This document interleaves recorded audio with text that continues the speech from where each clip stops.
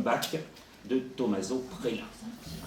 Alors Tommaso Prella, c'est le premier des grands donateurs de cette bibliothèque, issu de cette belle famille bastiaise, mis en valeur par la fameuse maison des Viales de Paul-Michel Villa, de ses descendants directs d'ailleurs. Tommaso Prella a offert à cette ville 15 000 ouvrages. Oui. Voilà. Et les élèves ont découvert, les élèves qui ont travaillé ici dans un parcours patrimoine, une merveilleuse classe patrimoine, ont découvert que dans son testament, Tommaso Prella avait demandé à la ville de bien vouloir lui ériger un buste sur un piédestal. Voilà, nous exauçons le vœu de cet homme considérable, archiatre, c'est-à-dire médecin du pape, administrateur romain, puisqu'il a été le directeur du principal hôpital de Rome.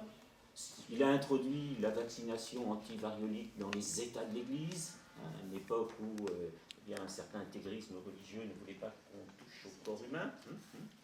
Voilà, c'est un homme de progrès qui est né ici en 1765 à Bastille.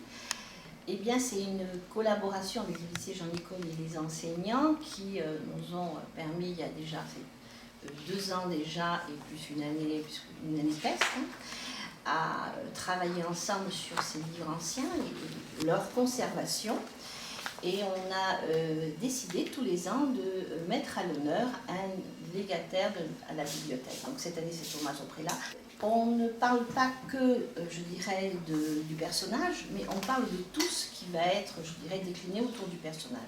Donc M. Perret qui parlait du buste, mais également la place qui va être nommée en son nom, et je dirais tout ce qui va tourner autour de livres anciens, de la fabrication du papier, de la fabrication, je dirais, de la concrétisation d'un monogramme, un circuit, un film animé. Donc tout ça, ce sont les élèves du lycée Jean-Nicole qui, à partir du personnage clé qui est Tommaso Prella, vont entraîner les Bastiais à une longue et belle visite sur 2 jours.